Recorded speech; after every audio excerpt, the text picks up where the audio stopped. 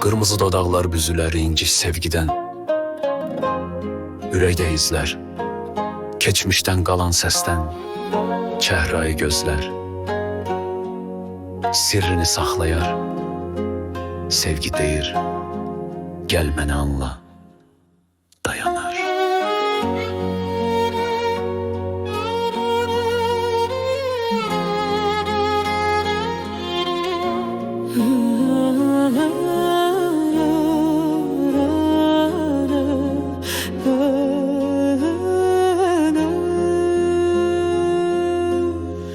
Harda olursan zəng et mənə, gələcəm qucağımda sənlə.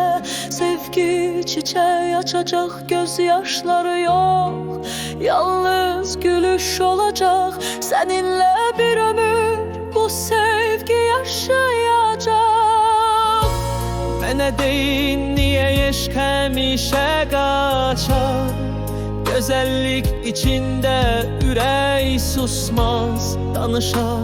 Belə gözəlliklə nə desəm az olar. Səninlə həyat bir cənnət olar. Harda olursan zəng et mənə, gələcəm qucağımda sənlə. Sevgi çiçeği açacak, gözyaşları yok, yalnız gülüş olacak. Seninle bir ömür bu sevgi yaşayacak. Sen olmayanda dünya boş ve solgun. Sen gelende gülürem, yüreğim dolgun. Bir ömür gözleyeceğim, sözüm kızıldır.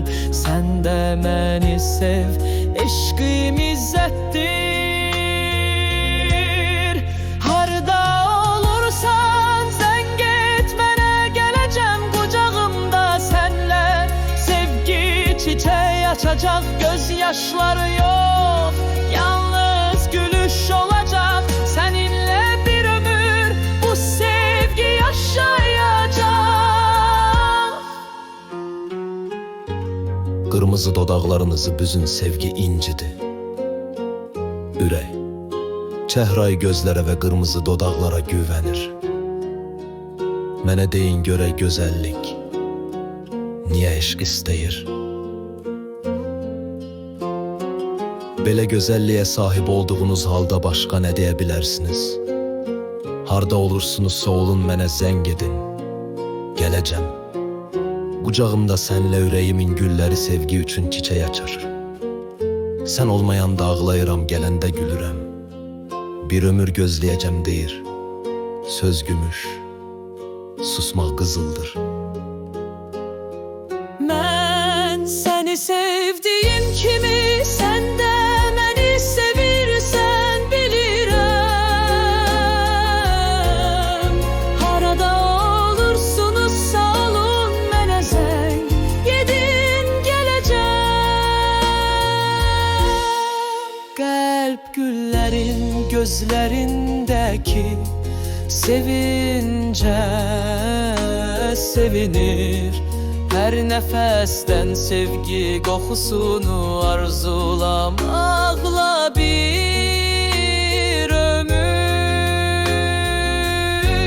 De görüm niye bu yürek bir güzellikle gülür. De görüm bu taleden sevgiden başka ne soruşmak olar.